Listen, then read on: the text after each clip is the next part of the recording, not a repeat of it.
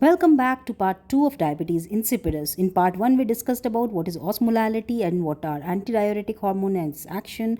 So those who want to go and watch that, please go there and watch it because in diabetes insipidus these words are going to be used repeatedly. So let's begin now. What is diabetes insipidus? It is a problem with a hormone known as antidiuretic hormone, for which the other term used is vasopressin. The three criteria for defining it is increased urination or polyuria in a patient along with decrease urine osmolality of less than 300 milliosmoles per kg and increase plasma osmolality of more than 300 milliosmoles per kg. Detail of ADH is already present in part 1, but here I'll summarize it. ADH is produced in the hypothalamus, stored in posterior pituitary, acts on the collecting tubule of the kidney, increases the water reabsorption there. With this information, let's begin and see what are the causes of diabetes insipidus. So either there is decreased production of ADH, and since the production occurs in the central nervous system, this type of diabetes insipidus is termed as central diabetes insipidus. Second type is when the ADH is produced effectively but it is not able to exert its action on the kidney, which is usually due to problem in the kidney. That is why this type of diabetes is known as nephrogenic diabetes insipidus. Now let's look at the causes of central diabetes insipidus. The first cause being idiopathic, or where the cause itself is not known. This type is unfortunately the most common cause of central diabetes insipidus. Other causes are brain tumors affecting the hypothalamic pituitary axis like the craniopharyngioma, the germinoma and the pineal tumors.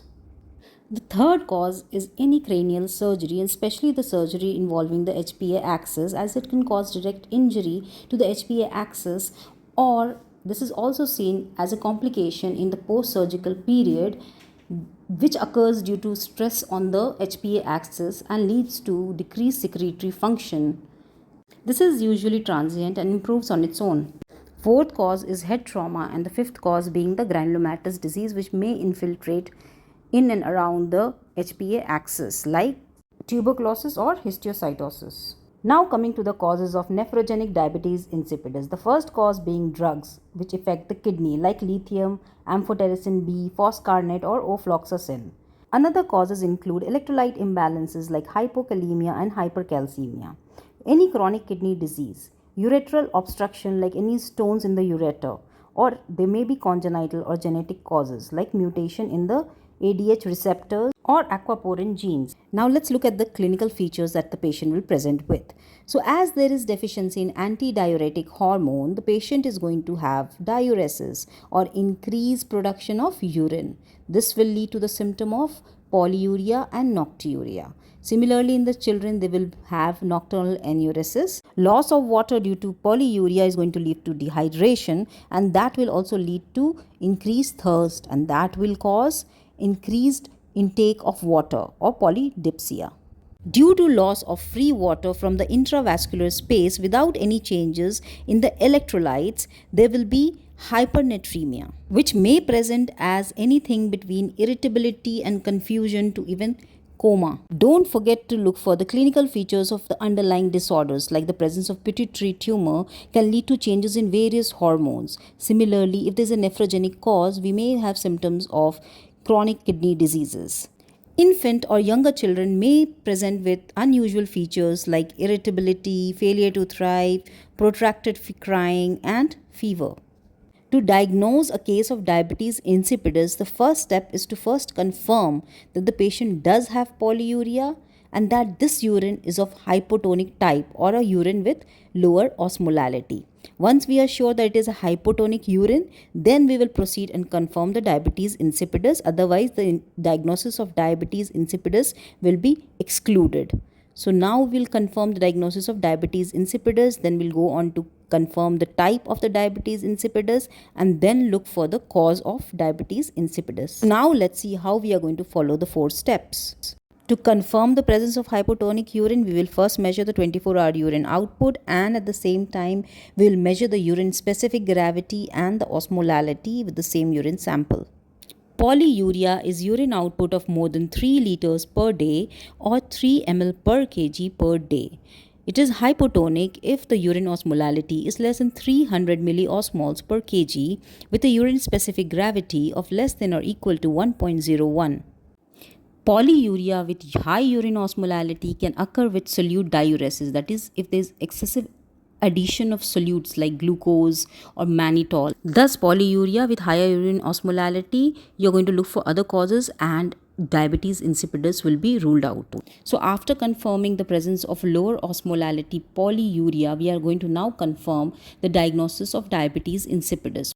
So for this, the first step would be to do serum electrolytes and plasma osmolality, and at the same time we'll perform the blood glucose. That is, it is a very common cause of solute diuresis. We have already discussed that in diabetes insipidus, due to the loss of free water only, we are going to have increased plasma osmolality as well as hypernatremia. This step also helps us to exclude a very important differential diagnosis, which is primary polydipsia.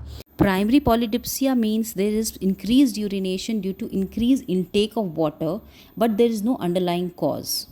Here, since the patient is drinking a lot of water, water is getting added both to the plasma as well as to the urine. Therefore, the osmolality of both the plasma as well as the urine is going to decrease. And since only free water is added and not electrolytes, we are going to get hyponatremia as well. Thus, in contrast to the patient with diabetes insipidus, patient of primary polydipsia will have lower plasma osmolality along with hyponatremia. The presence of these many criteria are enough to confirm the diagnosis of diabetes insipidus. Next, we'll go and confirm the type of diabetes insipidus.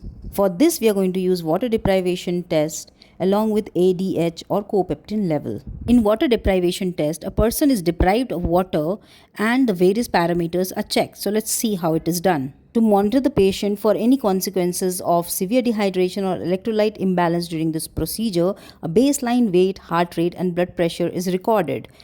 Also, we keep a baseline serum osmolality and serum sodium along with urine osmolality. If possible, ADH and copeptin levels can be taken as well. The patient is then kept nil per oral and regular monitoring is done for any complications that may develop. The exact duration for which the patient needs to be kept NPO varies and can be calculated using a formula. The procedure may need to be stopped anytime in between if the patient develops any of these criteria. And at this time, we will take a repeat sample for these patients. Repeat samples of serum osmolality and serum sodium along with urine osmolality, ADH and copeptin are repeated once the period of NPO is over. And then a dose of exogenous ADH is given to the patient and again the samples are repeated.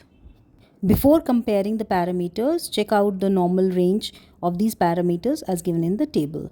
Now let's see how these parameters are going to change in different conditions. In a patient of primary polydipsia, as the hypothalamic pituitary axis as well as the kidneys are functioning properly. When we put this patient into dehydration, these patients will raise a response and will generate ADH, and thus all the parameters including the plasma osmolality, the serum osmolality and the serum sodium are going to normalize.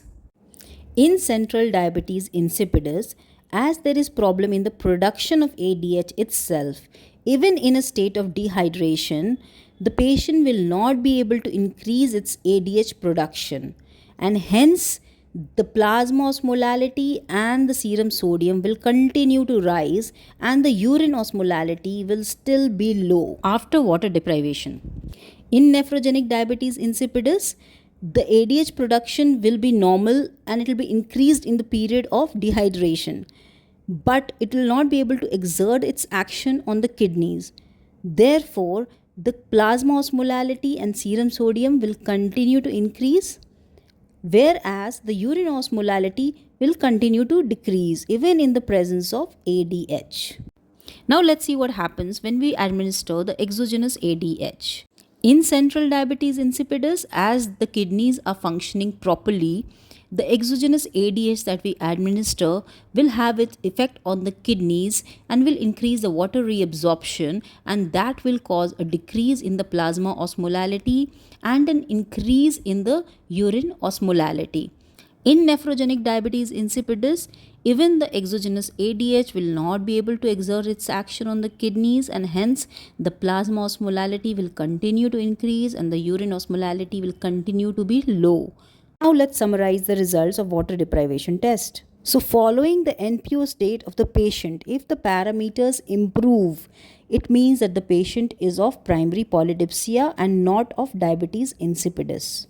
Giving of exogenous ADH will help us to differentiate the type of diabetes insipidus. So after giving exogenous ADH, if all the parameters improve, it means that it is a case of central diabetes insipidus. If there is no improvement or the parameters continue to deteriorate, then it is a case of nephrogenic diabetes insipidus. We can also use ADH or copeptin level to differentiate between the type of diabetes insipidus. So in central diabetes insipidus, the level of ADH or copeptin will always be low, whereas in nephrogenic diabetes insipidus, the level will either be normal or it will be increased. So now we have differentiated the diabetes insipidus. Now we'll go and search the underlying cause.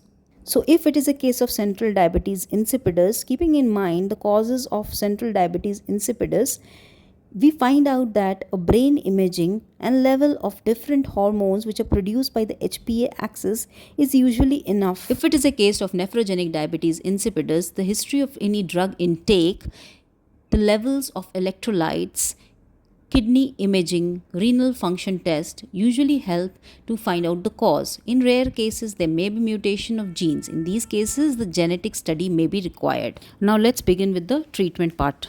So first, as in any case, it will be the airway, breathing and circulation of the patient, and then the treatment is as per the type of diabetes insipidus.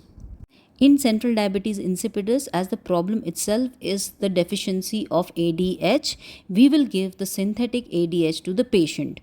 Two common types of ADH that are used are desmopressin and aqueous vasopressin. Desmopressin is the most commonly used type, as this is available in tablet and as nasal spray. As desmopressin will cause increased water reabsorption, it can lead to hyponatremia, and therefore the patient must be warned regarding the symptoms of hyponatremia.